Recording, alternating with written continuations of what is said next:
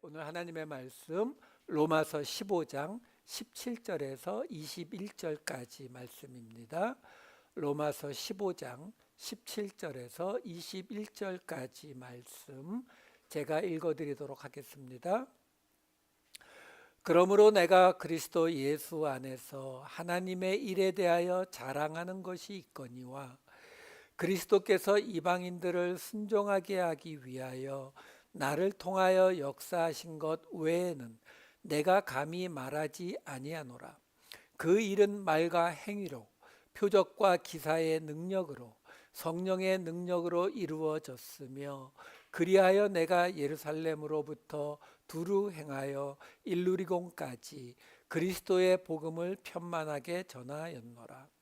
또 내가 그리스도의 이름을 부르는 곳에는 복음을 전하지 않기를 힘썼노니 이는 남의 터 위에 건축하지 아니하려 함이라. 기록된 바 주의 소식을 받지 못한 자들이 볼 것이요 듣지 못한 자들이 깨달으리라 함과 같으니라. 아멘. 이제 로마서가 거의 끝나갑니다. 오늘 끝나고 나면 이제는 진짜 사도 바울이 로마 교회에 보내는 인사말만 남아요. 자, 지금 사도 바울이 무슨 이야기를 해왔었습니까? 지지난주부터 계속 나온 이야기가 예수님이 할례의 추종자, 정확히는 할례 언약의 완성자로 오셨다. 그렇죠? 근데 그 할례 언약은 사실은 유대인에게 제한된 것이 아니라 모든 열방들이 모여서 하나님을 찬양하고 감사하게 되는, 그래서 같은 메시아를 소망하게 되는 것이 하나님이 애초부터 계획하셨던 아브라함과의 할례 언약이었고 예수님은 그것을 완성시키러 오셨다. 그 말이 뭐예요? 그래서 지난주에 무슨 이야기했어요? 사도 바울이 나는 그리스도의 일꾼이면서 유대식으로 말하면 하나님의 제사장 직분을 맡아서 뭐 했다고요? 이방인들을 하나님 앞에 제물로 드릴 수 있도록 그들을 성결케 하는 일을 맡은 사람이다. 이 이야기를 한 거거든요. 그러니까 그 말이 뭐예요? 내가 지금 이방인들을 제물로 드리는 그 일을 맡았다는 것은 뭐라고요? 예수님의 그 할례 언약의 완성자로 오신 그 예수님의 사역을 내가 받아서 하고 있는 것이다. 이 설명을 한 거거든요. 자, 오늘 또 한 번 사도 바울이 자신이 그 이방인들에 대한 사역이 어떤 의미를 갖는지를 마지막으로 한 번 더 설명을 해요. 그 이야기가 17, 18절 앞부분까지 이렇게 나옵니다. 그러므로 내가 그리스도 예수 안에서 하나님의 일에 대하여 자랑하는 것이 있거니와 그리스도께서 이방인들을 순종하게 하기 위하여 나를 통하여 역사하신 것 외에는 내가 감히 말하지 아니하노라. 지금요, 많은 곳에서 사도 바울이 이 자랑한다라는 이 말을 사도 바울이 그리 긍정적으로 말하지 않는 단어예요. 왜 그래요? 사도 바울은 자신이야말로 정말로 죄인 중에 괴수라고 생각을 했는데 은혜로 구원만 받은 것이 아니라 그리스도의 사도까지 되었다라고 생각하는 사람이기 때문에 자신이 그 어떤 어려움을 이겨내고 그 어려움을 겪는다 하더라도 그것을 자랑할 것이 없다라고 생각하는 사람이에요. 자, 문제는 그러다 보니까 우리는 이런 구절들이 나오면 어떤 이야기로 자꾸 가냐면은 그리스도인들은 자랑하면 안 돼. 뭐 이런 이야기로 가요. 아니요, 사도 바울이 자랑이라고 하는 것을 긍정적으로 잘 묘사하지 않은 건 맞는데 그렇다고 해서 자랑하지 말라는 말이 아니에요. 아까 이 장면 다시 한 번만 보여주세요. 여기에 지금 이 말이 뭘 뜻하는지 한번 읽어보세요. 뭐라고 나오냐면 내가 하나님의 일에 대하여 자랑할 거리가 있다는 거예요. 자기에게 당연히 있겠죠. 근데 이방인들을 순종하게 하기 위하여 나를 통하여 역사하신 것 외에는 내가 감히 말하지 아니하노라. 그러니까 지금 사도 바울이 요 아래에 뭐 하겠다는 거예요? 자랑하겠다는 거예요. 지금 뭘 자랑한다고요? 나를 통해서 이방인들을 순종하게 한 거. 그러니까요, 우리가 성경을 볼 때에 자꾸 거기에 나오는 성경의 인물들, 또는 지금 이렇게 바울처럼 그 성경을 쓴 사람들, 뭐 이런 사람들을 자꾸 이렇게 높이지 마세요. 우리가 자꾸 이런 사람들을 높이려고 하는 우리 마음속에는 어떤 마음이 있냐면, 사도 바울은, 베드로는, 다윗은 저 꼭대기에 있는 사람들이잖아요. 그러니까 성경을 읽지만 이 사람들이 이렇게 했구나. 그럼 어떻게 받아들여요? 빌 게이츠, 일론 머스크는 이렇게 해서 돈을 많이 벌었구나. 질투 나세요? 안 나죠?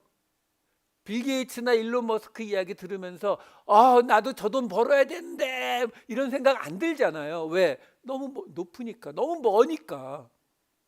좋겠다 이러고 끝이잖아요. 근데 우리가 성경의 인물을 자꾸 신격화 시키면은 우리 마음속에 그렇게 된다니까요. 다윗이야, 성경에 나오는 사람인데 좋겠다. 뭐 그렇게 되면 좋지. 아직 현실은 그건 아니지 않나. 내가 지금 무슨 그 수준인가 뭐 이러고 넘어가 버린다니까요. 그러니까 이 자랑한다는 말도 지금 문맥상으로 이게 지금 사도 바울이 자랑해라, 자랑하지 말아라 이 말하고 있는 게 아니잖아요. 아니요, 도리어 지금 사도 바울은 무슨 말하는 거예요? 나 자랑할 건 많은데, 근데 지금 이 얘기 왜 꺼냈다고요? 이제 내가 할 이 이야기, 특히 내가 다른 거는 내가 진짜 안 말하는데 이건 꼭 말해야 되는, 이거 강조하고 있는 것 뿐이거든요. 그러니까 중요한 이야기는 뭐예요? 그리스도께서 나를 이방인들을 순종하게 하는데 나를 쓰셨다. 요 말을 좀 이해해 달라는 거예요. 자, 여기서 첫 번째 문제가 있어요. 뭐냐면 지금 지난주에는 이방인들을 제물로 드린다. 이거는 이해가 되는 게 뭐냐면 할례 언약이 나왔었잖아요. 그렇죠? 그러니까 구약적인 개념이니까 이어진다고요. 근데 여기서 갑자기 사도 바울은 자기를 이방인들을 순종하는데 자기를 쓰셨다라고 나오거든요. 갑자기 순종이란 말이 왜 튀어나오느냐라는 거예요. 그럼 순종하는데 그럼 누구에게 무엇에 순종하라는 지금 이야기를 사도 바울이 하고 있느냐라는 게 첫 번째 질문이 나와야 되는 거예요. 그리스도께 순종. 그건 항상 그렇죠. 자, 그리고 그걸 찾을 수 있는 단서가 우리가 두 번째로 가져야 되는 의문이 뭐냐면, 헬라어에서 순종 또는 순종하다, 명사나 동사로 사용되는 단어가 크게 두 가지가 있어요. 하나는 오늘 지금 여기 나온 휘파쿠에라고 하는 단어예요. 이 휘파쿠에라고 하는 단어가 어떤 단어냐면은, 휘포라고 하는 단어는 전치사로 언더라는 뜻이에요. 밑에. 그리고 뒤에 아쿠오라는 단어는 듣다라는 뜻이에요. 그러니까 무슨 말이냐면 언더 그리고 리스닝이 되니까 어떤 사람의 높은 사람이 있으면 요 밑에서 주인님의 명령을 듣는 거예요. 그 단어의 직접적인 뜻이 그렇다고요. 그러니까 그게 무슨 뜻이 되는 거예요? 복종하다, 순종하다의 뜻을 갖게 되는 거예요. 자, 이 휘파쿠에라고 하는 단어가 오늘 여기 사용이 됐어요. 근데 또 하나 순종의 의미로 사용되는 게 또 뭐가 있냐면은, 또 하나 사용되는 게 휘포타소라는 단어가 있어요. 이 단어도 똑같이 휘포는 언더라는 뜻이고 타소라고 하는 단어는 놓다 두다의 뜻이에요. 어떤 물건들을 가져다가 이렇게 놓는 게 타소예요. 그러니까 이 휘포타소라고 하는 단어는 어떤 뜻이 돼요? 자기를 어떤 사람의 밑에 놓다, 어떤 사람의 밑에 두다가 되거든요. 그러니까 둘 다 순종하다의 뜻으로도 사용이 되는데 그 단어의 그냥 직접적인 뜻을 따지면 하나는 아래에서 듣다, 하나는 나를 아래에 놓다 이 뜻이에요.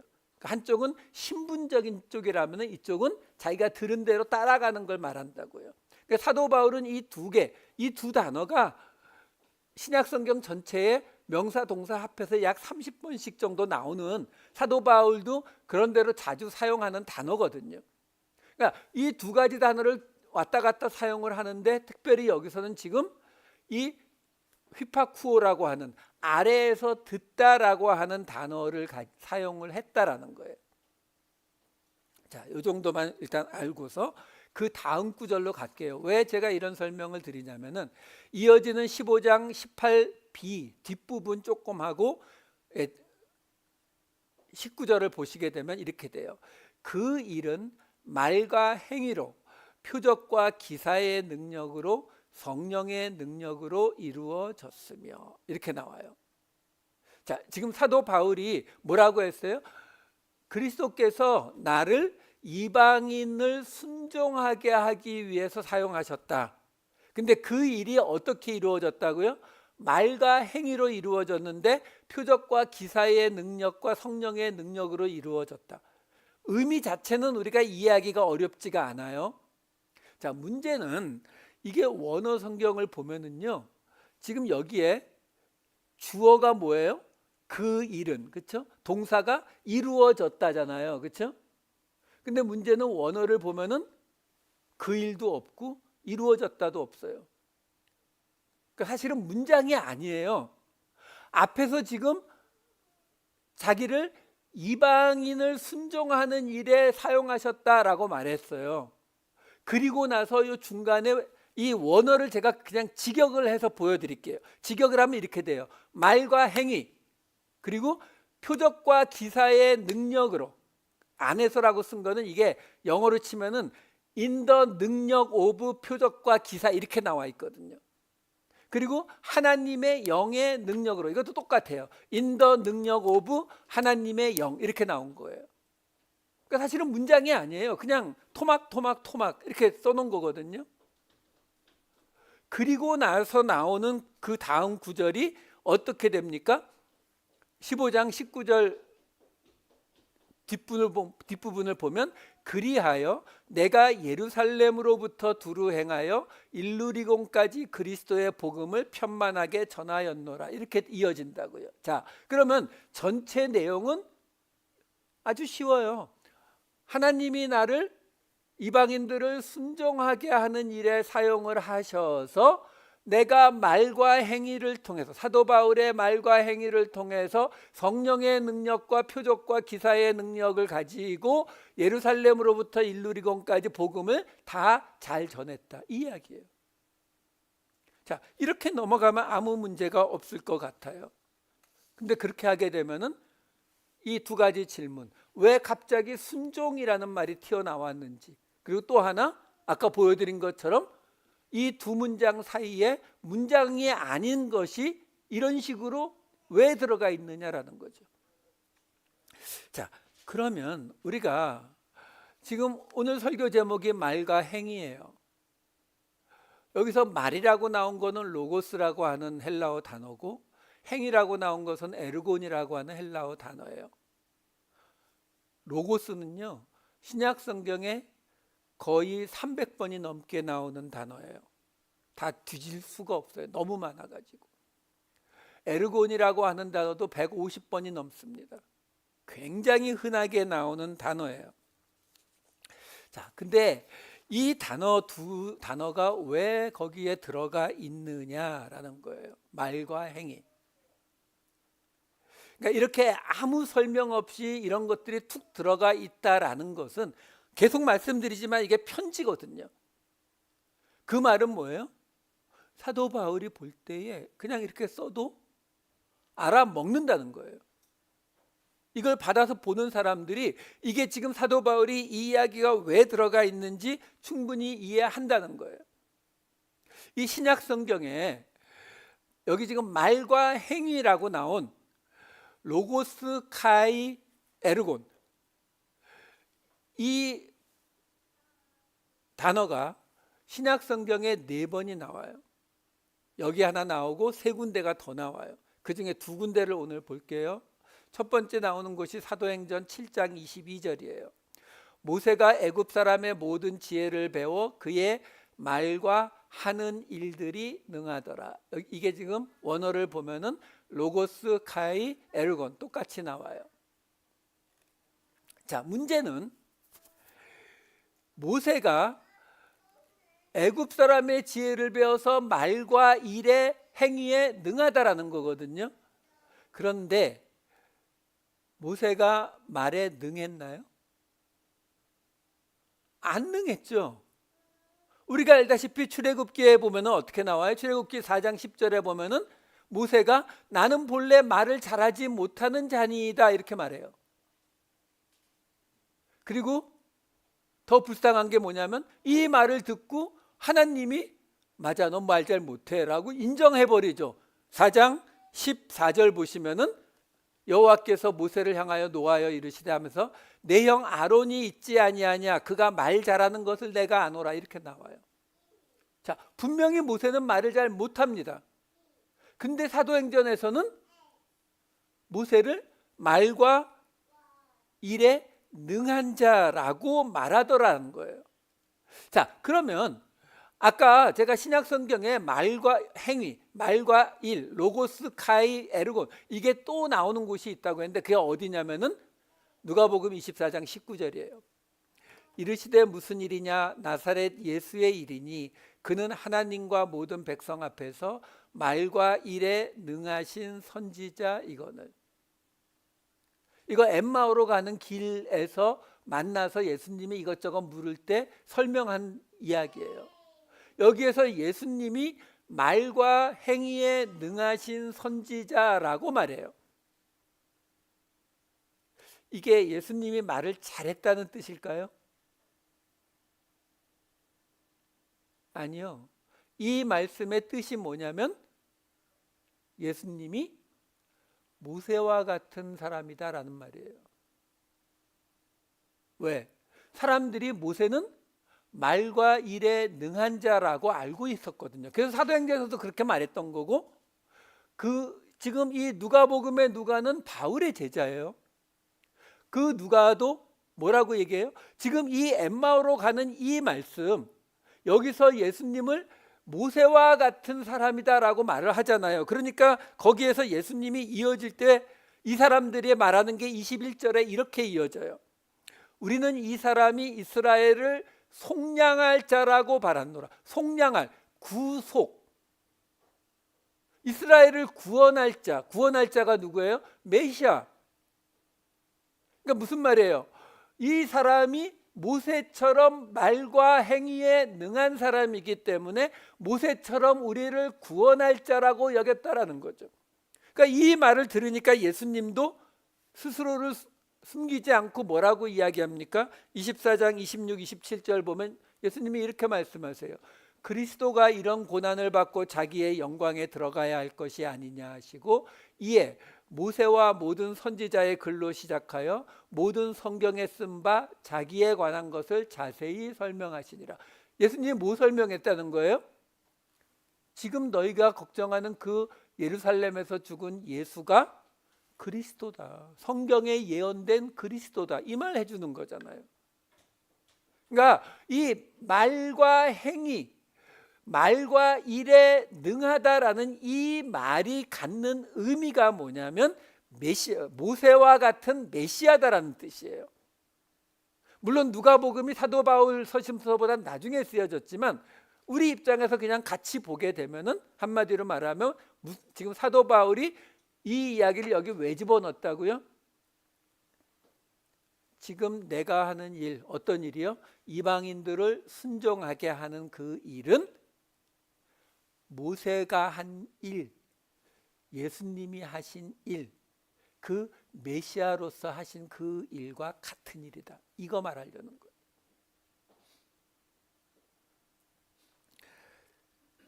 여기서 조금 더 들어가 보면요.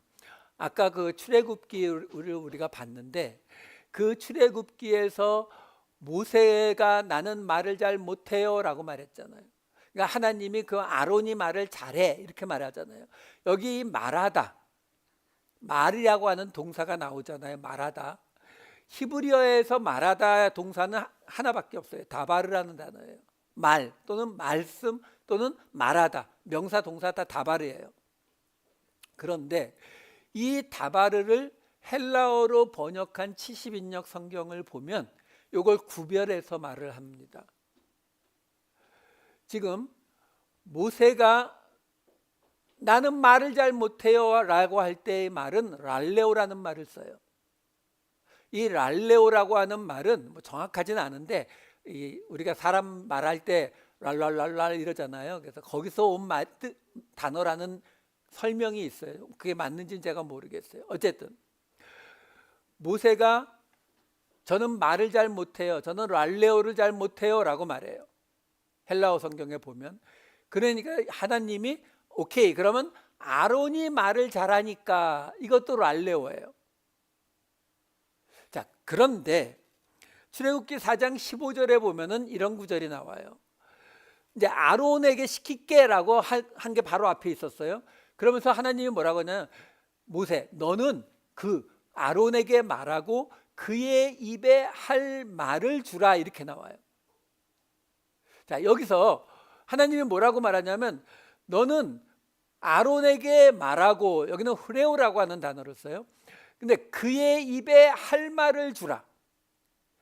모세더러 아론이 할 말을 주라는 거예요. 근데 그 말을 어떤 단어를 쓰냐면 흐레오의 명사형인 레마라는 단어를 써요. 많이 들어보셨죠? 레마라는 단어. 자, 여기서 레마라고 하는 단어를 써서 구별을 합니다. 그리고 나서 출애굽기 4장 28절로 가면은요, 모세가 여호와께서 자기에게 분부하여 보내신 모든 말씀과 여호와께서 자기에게 명령하신 모든 이적을 아론에게 알리니라. 여기에 하나님이 모세에게 직접 하신 말씀, 히브리어로는 다 다발이에요. 아까 말씀드린 것도. 근데 이거는 헬라어로 로고스로 번역을 해줘요. 그리고 자기에게 명령하신 모든 이적, 여기 이적 히브리어 오트라는 단어인데 이게 헬라어로 세메이온이라는 단어로 번역이 됩니다. 오늘 본문 혹시 기억나세요? 말과 행위로, 그리고 표적과 기사의 능력, 여기 표적이라고 번역된 단어가 세메이온이에요. 그리고 30절로 가면은, 출애굽기 4장 30절에 가면 아론이 여호와께서 모세에게 이르신 모든 말씀을 전하고 백성 앞에서 이적을 행하니, 여기에 말씀은 레마, 이적은 세메이온 그대로예요. 자, 정리해 봅시다. 제가 뭘 말씀드리려고 하는 거냐면,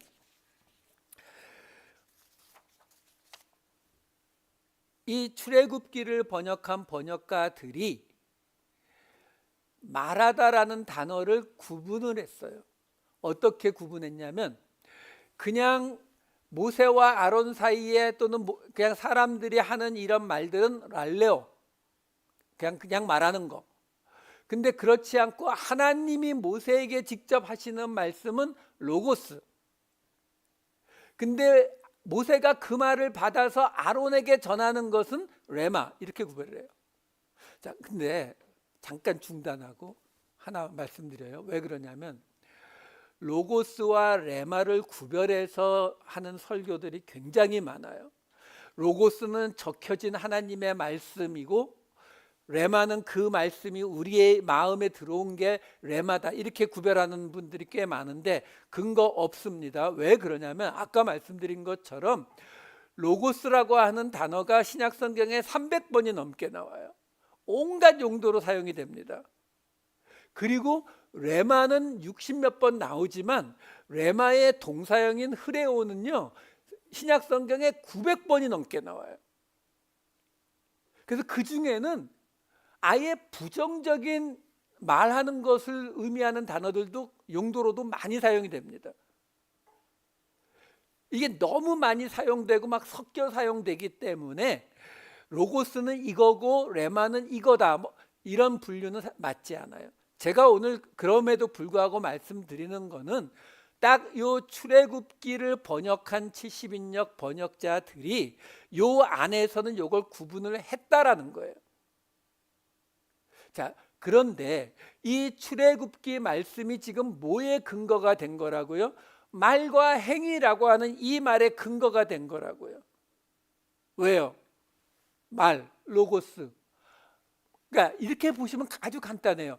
모세는 말과 일에 능한 자였다라는 말이 랄레오, 말은 잘 못하는데 이게 로고스가 되면 이해가 되죠. 하나님의 말씀과 하나님의 사역, 기적, 세메이온, 표적에 능한 자였다. 이게 되잖아요. 그렇죠? 예수님도 마찬가지예요. 누가복음에 나오는 말씀도 예수님이 말과 일에 능한 선지자라고 생각했다라는 그 말이 로고스, 말씀과 표적, 세메이온에 능한 자라고 생각했다. 이렇게 해석하게 되면 문제가 아무것도 없다는 거예요. 그러니까 제가 지금 이 설명을 드리는 가장 큰 이유가 뭐냐면 여기에서 말과 행위라고 할 때 그 말이 로고스라고 하는 단어를 사용하게 된 이유를 말씀드리고 있는 거예요. 요게 해결이 되면 뭐가 같이 해결이 돼요?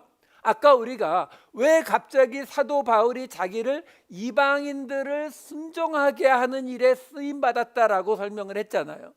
근데 그 순종의 단어를 휘포타소가 아니라 아래에 신분상으로 아래에 종이 되었다는 의미가 아니라 아래에서 듣다라는 휘포쿠오라고 하는 단어, 쿠에라고 하는 단어를 썼다고 했잖아요. 왜?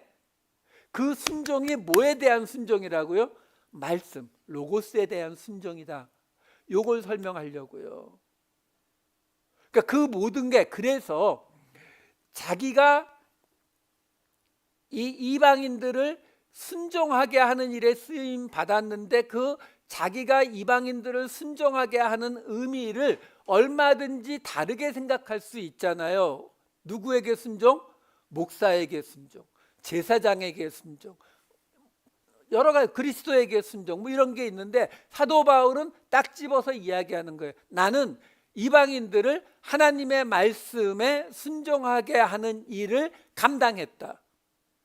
이 말을 지금 하고 있다는 거예요. 그럼 결국 무슨 말이 됩니까? 우리가 매번 이야기하잖아요. 예수님을 따라간다. 그렇죠? 예수님의 제자다. 그 말이 뭐라고요? 우리에게 맡겨진 일이 뭐라고요? 사람들로 하여금 우리 교회에 데리고 오는 거? 이거 아니잖아요. 그렇죠? 사람들이 하나님의 말씀을 순종하게 하는 거. 하나님의 말씀을 순종하게 하는 그 일이 바로 메시아일 이 사도 바울이 감당한 일이다. 이걸 말해주기 위해서, 그래서 내가 예루살렘부터 일루리곤까지 다니면서 복음을 전한 것이다. 이 설명을 한 거예요. 자, 그리고 나서 15장 20절로 넘어가 보자고요. 15장 20절에 뭐라고 나옵니까? 또 내가 그리스도의 이름을 부르는 곳에는 복음을 전하지 않기를 힘썼노니 이는 남의 터 위에 건축하지 아니하려 함이라. 예, 여러분 이 말씀 그냥 읽으면 뭐가 떠올라요? 예, 이 건물에 우리 교회가 있는데 건물에 또 다른 교회가 들어와서 간판 더 크게 붙이면 우리 뭐라 그래요? 상도덕이 없네 뭐. 그렇죠? 이 말씀 근데요 대부분 그렇게 해석해요. 근데 여러분 그냥 생각만 해보셔도 사도 바울이 그리스도의 이름을 부르는 곳에는 복음을 안 전한다고요? 남의 터 위에 건축하지 않으려고요? 여기 지금 터, 데멜리우스라고 하는 단어, 건축하다, 오이코도메오 기억나죠? 이거 다 교회를 뜻하는, 터는 주로 그리스도를 뜻하고 그리고 건축하다 그러면은 교회를 뜻하죠. 아니 그러면 사도 바울이 지금 로마서는 왜 보내요? 자기가 세운 교회 아닌데요? 말이 안 되잖아요. 이거를 그렇게. 그리고 지금 바로 앞에까지 지금 사도 바울이 뭐 설명했어요? 자기 이방인들에게 말씀에 순종하기 위해서 이 메시아 사역을 이어받아서 행하는 사람이라고. 그거 설명하다가 갑자기 나 남의 터 위에 교회 안 세워 뭐 이런 이야기가 여기 왜 갑자기 뛰어들어오냐고요.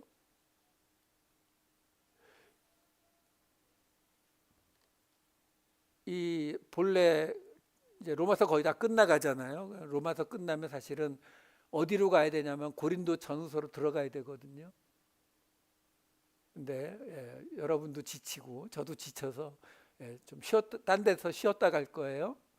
근데 사실 고린도, 왜냐하면 지금 갈라디아서에서 로마서로, 로마서에서 고린도 전후서로 이 내용이 계속 연결되거든요. 고린도 전후서도 로마서하고 거의 비슷해요. 교회 안이 시끄러웠어요.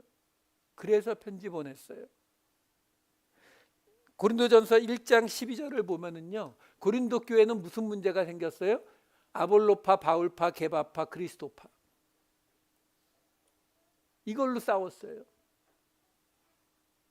그래서 사도 바울이 뭐라고 하냐면 고린도전서 3장 6절과 9절 10절을 보면 나는 심었고 아볼로는 물을 주었으되 하나님께서 자라나게 하셨다고 말했어요.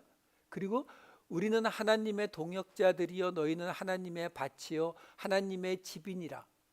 내게 주신 하나님의 은혜를 따라 내가 지혜로운 건축자와 같이 터를 닦아두매. 데멜리오스 또 나오네요. 터. 다른 이가 그 위에 세우나. 오이코도메오. 앞에 에피가 붙었지만 똑같은 단어예요. 그러나 각각 어떻게 그 위에 세울까를 조심할지니라. 여러분 지금 여기 보면은 사도 바울이 아예 뭐라고 말하냐면 내가 터를 닦아 두고 다른 사람이 그 위에 교회를 짓는다. 오이코도메오라고 말하거든요. 자기는 남의 터 위에 교회 건축 안 한다면서요. 근데 고린도 교회에는 나는 남의 터 위에 나는 교회 세우는 거 이거는 상도덕에 안 맞고 나쁜 짓이니까 나는 안 해. 하지만 내가 세운 터 위에 다른 사람이 교회 세우는 거는 꼴 보기 싫지만 그냥 용납하겠어. 뭐 이런 말이에요? 아니잖아요. 그러면 아까 오늘 본문에 나왔던 그 이야기가 교회도 상도덕 지키라는 말이 아닐 거라는 거는 우리가 쉽게 짐작이 가잖아요. 그럼 그 다음에 나오는 마지막 15장 21절 말씀은 뭐예요? 그래서 사도 바울이 뭐라고 설명을 하냐면 구약을 인용해 버립니다. 기록된 바 주의 소식을 받지 못한 자들이 볼 것이요 듣지 못한 자들이 깨달으리라 함과 같으니라. 이거 지지난주에 보았던 이사야서 52장 15절 말씀이에요. 같이 안 나왔나요? 이렇게. 예. 그가 나라들을 놀라게 할 것이며 왕들은 그로 말미암아 그들의 입을 봉하리니 이는 그들이 아직 그들에게 전파되지 아니한 것을 볼 것이요 아직 듣지 못한 것을 깨달을 것임이라. 이것과 우리가 같이 봤던 게 이사야 11장 3절이죠. 뒤에만 볼게요. 눈에 보이는 대로 심판하지 않고 귀에 들리는 대로 판단하지 아니하며. 모두 다 메시아가 왔을 때에 벌어질 일들에 대해서 이야기하고 있는 거잖아요. 전파되지 않은 걸 보고 듣지 못한 걸 깨닫게 되고 보이는 대로 심판하지 않고 들리는 대로 판단하지 않는 것이 메시아가 오셨을 때의 모습이라고요. 이 말씀을 뭐에 대한 지금 증거 구절로 얘기하는 거예요? 내가 남의 터에 교회 건축하지 않겠다는 말이에요. 이게 말이 돼요? 그러니까 그 상황을 생각해 보시면 돼요. 그 상황이 지금 어떻게 해서 이런 일이 벌어졌는가를 생각해 보시면은 대략 짐작이 간다고요. 무슨 말이 짐작이 갑니까? 지금 사도 바울이 계속 해온 이야기가 뭐예요? 이 로마서는 누가 읽는다고요? 로마 교회의 유대인 그리스도인들과 이방인 그리스도인들이 읽는 거잖아요.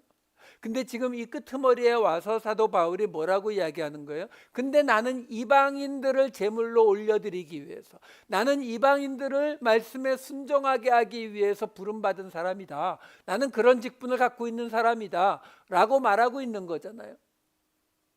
자, 그러면 유대인 그리스도인들이, 어쩌면 약간의 이방인 그리스도인들도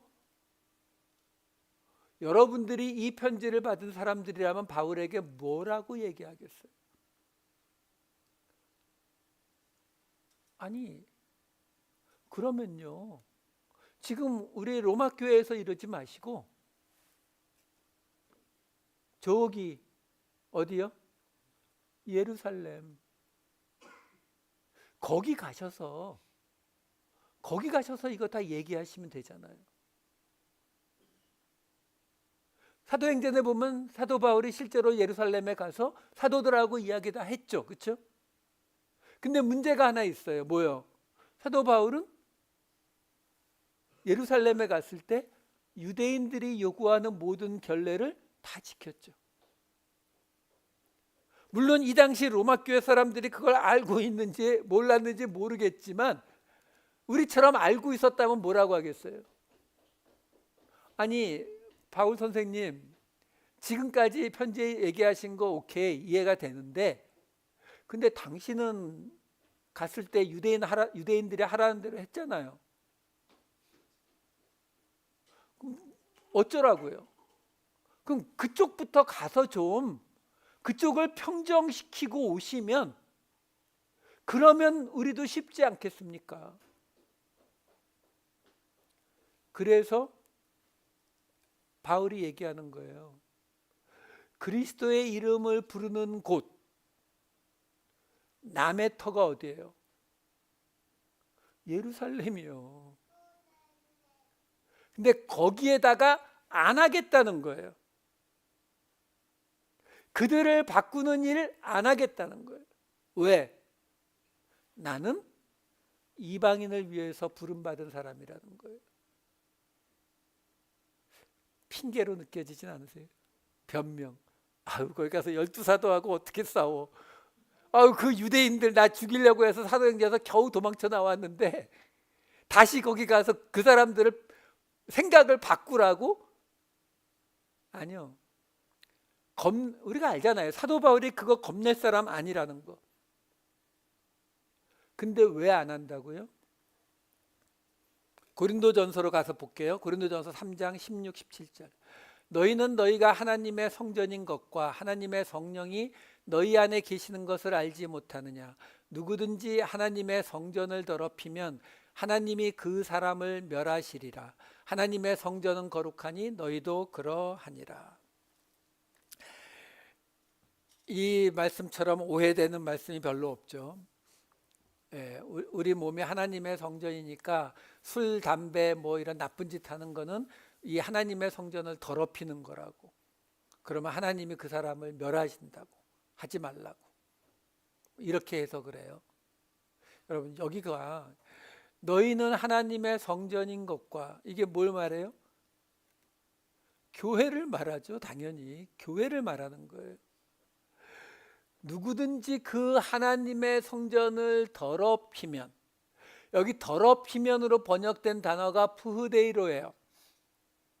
이 단어는 더럽히다의 뜻이 아니라 시들게 하다, 부패하게 하다, 파괴하다의 뜻을 가진 단어예요. 문제가 뭐냐면 그 뒤에 하나님이 그 사람을 멸하시리라, 이 멸하시리라로 번역된 단어가 같은 푸흐데이로예요. 그러니까 앞에 더럽히면으로 번역하면 뒤에도 더럽히면으로 번역하셔야 돼요. 하나님의 성전을 더럽히면 하나님도 그 사람을 더럽히리라. 네가 내 성전 더럽혔어? 나도 너 더럽게 만들 거야. 아니요. 이거 영어 성경은 한두 개를 빼고 다 디스트로이로 번역합니다. 네가 하나님의 성전을 파괴하면 하나님도 그 사람을 파괴해 버리겠다라는 단어예요. 왜요? 그러니까 이 말씀은 나중에 여러분들 고린도 전후서를 보실 때에도 지금 우리가 로마서에서 해오고 있는 이 주제를 잊으시면 안 돼요. 그 안에서 난 싸움 때문에 교회를 걱정해서 보낸 편지들이에요. 그러니까 이 이야기를 하는 거예요. 너희가 지금 교회를 파괴해, 그러면 하나님이 너희도 파괴해 버릴 거야. 이 말씀을 하고 계시는 거예요. 사도 바울이 왜 지금 예루살렘에 가서 따져서 그쪽부터 변화시키지 않는다고요? 그쪽 교회를 파괴하는 게 되니까요. 고린도전서 4장 5절 6절을 볼게요. 그러므로 때가 이르기 전 곧 주께서 오시기까지 아무것도 판단하지 말라. 그가 어둠에 감추인 것들을 드러내고 마음의 뜻을 나타내시리니 그 때에 각 사람에게 하나님으로부터 칭찬이 있으리라. 형제들아, 내가 너희를 위하여 이 일에 나와 아볼로를 들어서 본을 보였으니 이는 너희로 하여금 기록된 말씀 밖으로 넘어가지 말라 한 것을 우리에게서 배워 서로 대적하여 교만한 마음을 가지지 말게 하려 함이라. 이 말씀 다시 한번 자세히 보세요. 사도 바울이 지금 말하려고 하는 게 뭔지요. 지금 바로 앞에 3장에서 지금 자꾸 싸우니까 너희 그렇게 하나님의 교회를 파괴하면 너희도 파괴될 거야 라고 경고까지 했잖아요. 그리고서 뭐라고 말해요? 아무것도 판단하지 말래요. 언제까지? 주께서 오시기까지. 언제까지요? 영원히. 하지 말라는 거예요. 그냥 아무것도 판단하지 말래요. 그러면 어떻게 한다고요? 하나님이 드러내실 거니까 그때 하나님으로부터 칭찬이 있을 거래요. 그러니까 무슨 그 교회에 어떤 사람이 이상한 생각을 갖고 있다고, 어떤 사람이 잘못 살고 있다고, 하나님의 일을 대신해서 내가 저 사람을 고쳐내겠습니다, 저 사람이 회개하도록 깨닫게 하겠습니다 라는 착각하지 마시라고요. 분명히 얘기하잖아요. 주님 다시 오실 때까지 판단하지 말고 그냥 두면, 주님이 오셔서 이 게으른 놈아, 네 형제 네 자매가 저러고 있는데 어떻게 그냥 뒀냐라고 말 안 한대잖아요. 칭찬한대잖아요.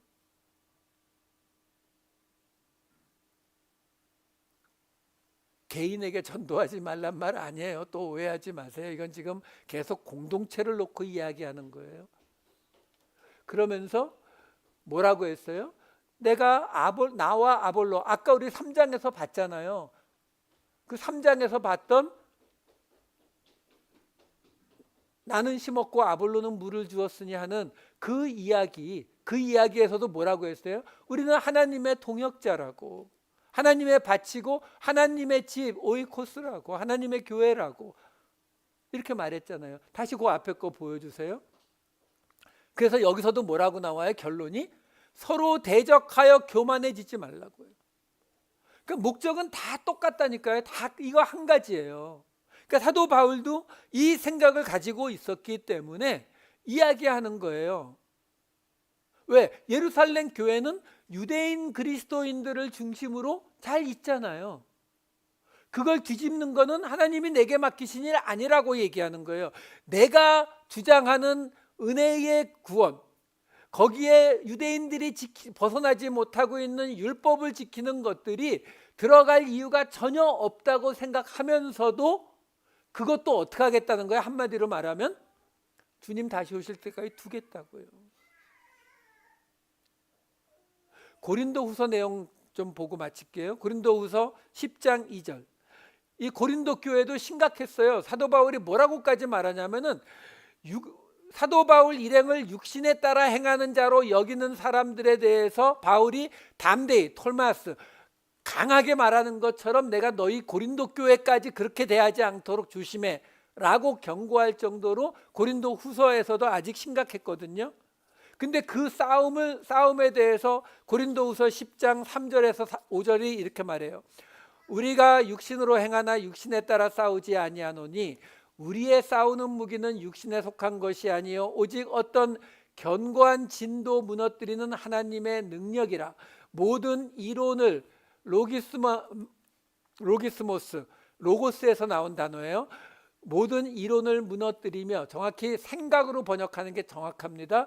하나님 아는 것을 대적하여 높아진 것을 다 무너뜨리고 모든 생각을 사로잡아 그리스도에게 복종하게 하니. 지금 아볼로파, 바울파, 게바파하고 싸우고 있는 그 고린도 교회에게 지금 사도 바울이 무슨 말을 하고 있어요? 근데 지금 우리가 싸우고 있는 것은 육신에 따라 싸우는 게 아니라 뭐라고요? 모든 생각, 이론, 로기스모스를 무너뜨리고 하나님 아는 것, 그노시스, 지식, 하나님에 대한 지식을 대적해서 높아진 것을 무너뜨려서 모든 생각을 사로잡아서 그리스도께 휘파코에가 다시 나옵니다. 그 아래에서 그리스도의 말씀을 듣게 순종하게 하니. 그래서 오늘 사도 바울이 자기가 이방인들을 말씀에 순종하게 하겠다 하는 직분이라는 거예요. 말씀에 순종하게 한다는 말이 뭐예요? 말씀을 듣게 한다는 거예요. 말씀을 듣게 한다는 게 뭐예요? 그들이 가지고 있는 모든 이론, 생각, 그리고 그들이 하나님에 관한 지식에 대적해서 높아진 모든 것들을 무너뜨리는, 그래서 그들이 가진 모든 생각을 그리스도에게 순종하게 하고 그리스도의 말씀을 따르게 하는, 그것이 바로 사도 바울이 이방인들에 대해서 맡은 역할이다라는 겁니다. 이어지는 고린도후서 10장 6절 7절 마저 볼게요. 그래서 너희의 그 순종, 말씀에 대한 순종이 온전하게 될 때에 모든 순종하지 않는 것을 벌하려고 준비하는 중에 있다는 거예요. 그러니까 순종하지 않는 자들은 결국은 벌 받을 거야. 그러니까 걱정하지 마.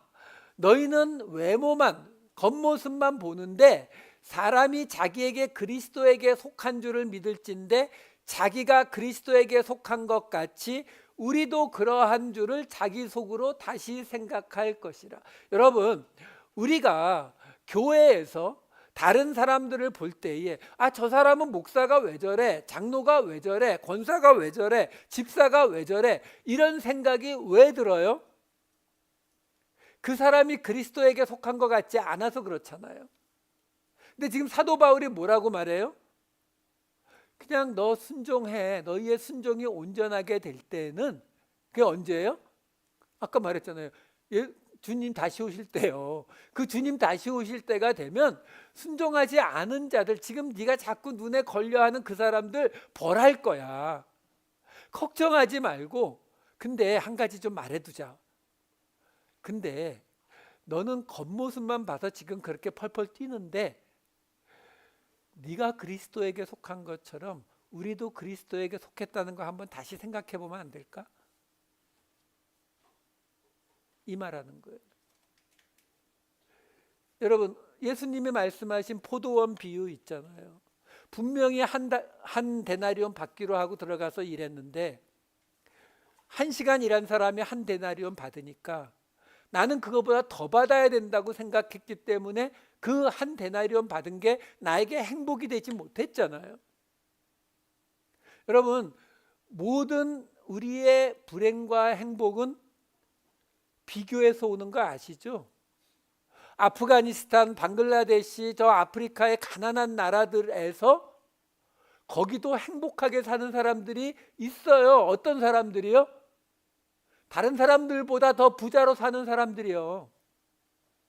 우리가 볼 때는 한심한 수준인데 그래도 자기 주변 사람보다 내가 더 건강하고 더 부자면은 행복해요.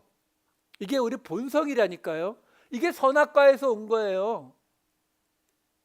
그러니까 그걸 지금 사도 바울 이야기하고 있는 거예요. 왜? 나는 이렇게 할 일 안 하고 교회 나와서 헌신하고 애쓰고 헌금하고 이렇게 하고 있는데 저 사람은 왜 저래? 저 사람도 나하고 똑같이 한 데나리온 받는다고? 이게 우리가 안 받아들여지는 거거든요. 그러니까 사도 바울이 위로해 주는 거예요. 걱정하지 마. 네가 볼 때 네 말이 맞아갖고 진짜로 저 사람이 순종하지 않는 사람이면은, 말씀에 순종하지 않는 사람이면 하나님이 벌하실 거야. 근데 우리는 또 따지죠. 주님 다시 오실 때까지 내가 못 기다린다고, 나 그 꼴 못 본다고, 우리는 이러는 거잖아요. 그때까지 좀 기다리라는 거예요. 그러면서 뭐라고 하는 거라고요? 근데 그 사람도 너처럼 그리스도께 속한 사람일 수 있다는 생각을 해보면 안 될까? 그것도 모자라서 하나 더 덧붙입니다. 이어지는 8절에 이렇게 이어져요. 주께서 주신 권세는 사도 바울의 사도로서의 권세요. 너희를 무너뜨리려고 하신 것이 아니요 세우려고 하신 것이니 내가 이에 대하여 지나치게 자랑하여도 부끄럽지 아니하리라. 사도 바울이 뭐라고 말해요? 이 사람들이 뭐라고 하겠어요? 쉽게 말하면 바울 선생님 쟤 좀 봐요. 쟤를 쟤네들을 그냥 두면 어떡하냐고. 그러니까 사도 바울이 뭐라고 하는 거예요? 야 근데 쟤네들도 그리스도께 속했다고 생각해 보면 안 될까? 내가 사도로서 지금 이 교회의 랍비로서 목사로서 내가 권한이 있는 건 맞는데 솔직히 내가 그걸 가지고 누군가를 세웠지 무너뜨린 적이 한 번도 없다는 걸 내가 얼마든지 자랑할 수 있다고. 그러니까 나한테 쟤네들 무너뜨리라고 자꾸 요구하지 마. 이 이야기예요. 여러분, 오늘 이야기는 두 가지예요. 하나는 우리가 예수 그리스도를 따른다는 것은 사람들로 하나님의 말씀에 순종하도록 만드는 메시아의 일을 감당하는 것이다라는 것이고, 또 하나는 뭐예요? 그런데 그런 일을 하다 보면 보이는 게 있죠. 마음에 안 드는 게 보여요. 근데 그 사람들에 대한 처벌을 주님 오실 때까지 미루고 그들도 나와 같이 그리스도에게 속한 자일 수 있다는 것, 하나님이 우리에게 주신 성도로서의 그리스도의 제자로서의 권세는 무너뜨리기 위한 것이 아니라 세우기 위한 것이다 라는 것을 우리가 생각해 볼 필요가 있다라는 것입니다. 그것이 예수 그리스도의 제자, 그리스도인들의 모습이다라는 것이에요.